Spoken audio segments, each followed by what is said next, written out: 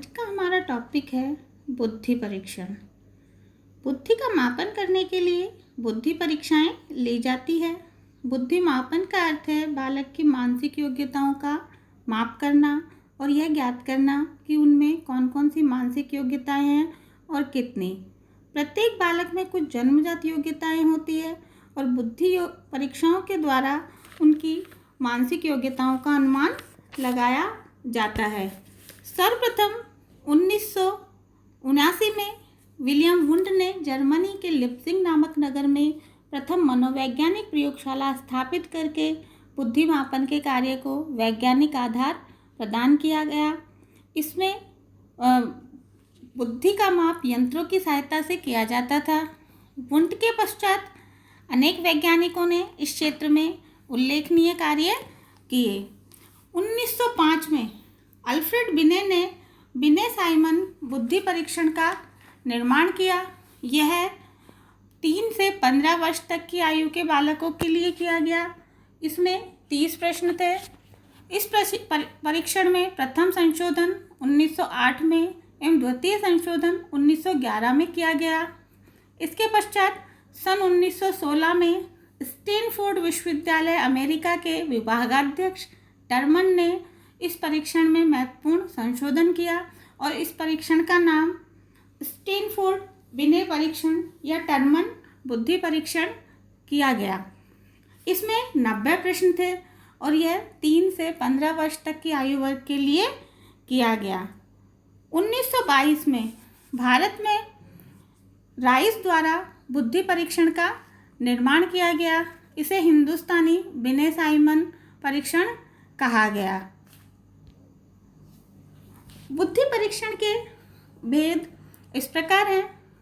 पहला है व्यक्तिगत और दूसरा है सामूहिक। व्यक्तिगत परीक्षण जो एक व्यक्ति पर एक बार में किया जा सकता है, सामूहिक जो एक समूह पर एक बार में किया जा सकता है। इन दोनों के दो भेद हैं, व्यक्तिगत शाब्दिक परीक्षण और व्यक्तिगत अशाब्दिक परीक्षण। सामूहिक परीक्षण के भी 2 भेद हैं, सामूहिक शाब्दिक परीक्षण और सामूहिक अशाब्दिक परीक्षण। पहला है व्यक्तिगत शाब्दिक परीक्षण। यह परीक्षण सर्वप्रथम बिने द्वारा किया गया। इस परीक्षण में एक समय में एक ही व्यक्ति पर परीक्षण किया जाता है। इसमें प्रश्न पूछने और उत्तर देने में भाषा का प्रयोग करने की आवश्यकता होती है और इसमें भाषा को समझना आवश्यक होता है, यानी कि व्यक्ति का पढ़ा लिखा या शिक्षित होना आवश्यक है। दूसरा है व्यक्तिगत अशाब्दिक परीक्षण। इन परीक्षणों को भी एक समय में एक ही व्यक्ति को दिया जाता है। इसमें भाषा की आवश्यकता नहीं होती है। ये परीक्षण अशिक्षित, गूंगे, बहरे एवं विदेशियों के लिए अधिक उपयोगी होते हैं क्योंकि इनमें क्रियात्मक बुद्धि का परीक्षण और कौशल प्रदर्शन करवाए जाते हैं। व्यक्तिगत शाब्दिक परीक्षण के कुछ प्रकार इस प्रकार हैं। पहला है चित्रांकन परीक्षण। जैसा कि नाम से ही पता चलता है कि इसमें बालकों से चित्र बनाने को कहा जाता है और बालकों को चित्र की पूर्णता एवं शुद्धता के अंक दिए जाते हैं। इस आधार पर बालक को बुद्धिमान ठहराया जाता है। यह परीक्षण 4 से 10 वर्ष तक की आयु के बालकों के लिए होता है। दूसरा होता है चित्रपूर्ति परीक्षण। इस परीक्षण में बालकों के सामने एक चित्र प्रस्तुत किया जाता है तथा इस चित्र को विभिन्न टुकड़ों में कर दिया जाता है।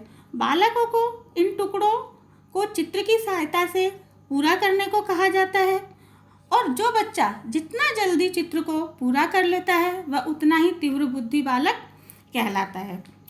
अगला है वस्तु संयोजन। इस परीक्षा में मानवाकृति, पार्श्व चित्र तथा हाथ के अलग अलग 3 आकार पटल होते हैं। इनके कटे हुए खंडों को मिलाकर पूरा आकार बनाना पड़ता है। इस परीक्षा का प्रयोग वैशलर वैल्यू बुद्धि परीक्षा में किया गया था और यह परीक्षण 10 से 60 वर्ष तक के लोगों के लिए तैयार किया गया। अगला है आकार फलक परीक्षण। इस परीक्षण का निर्माण सेगविन और गॉडार्ड ने किया। इस परीक्षण में विभिन्न आकारों के ब्लॉक होते हैं और एक फलक होता है जिसमें उन आकारों के अनुरूप छिद्र होते हैं और बालकों को पटल के छिद्रों में बैठाने को ब्लॉकों को पटल के छिद्रों में बैठाने को कहा जाता है। इस परीक्षण में लगे हुए समय तथा की गई गलतियों को नोट किया जाता है और परीक्षण के अंक निकाले जाते हैं। अगला है पेटियस भूल भुलैया परीक्षण। इस परीक्षण का निर्माण पेटियस ने किया। यह परीक्षण 3 से 14 वर्ष तक की आयु के बालकों के लिए है। इसमें कागज पर एक ऐसा चित्र बनाया जाता है जिसमें अनेक मार्ग बने होते हैं। बालक पेंसिल से उस अंधी गली में बिना भटके हुए पेंसिल को बिना उठाए निकास द्वार तक रास्ता ढूंढता है और जो बालक जल्दी रास्ता ढूंढ लेता है वह बुद्धिमान समझा जाता है। अगला है भाटिया क्रियात्मक परीक्षण। इस परीक्षण का निर्माण उत्तर प्रदेश की मनोविज्ञान प्रयोगशाला के भूतपूर्व संचालक डॉक्टर चंद्रमोहन भाटिया ने किया।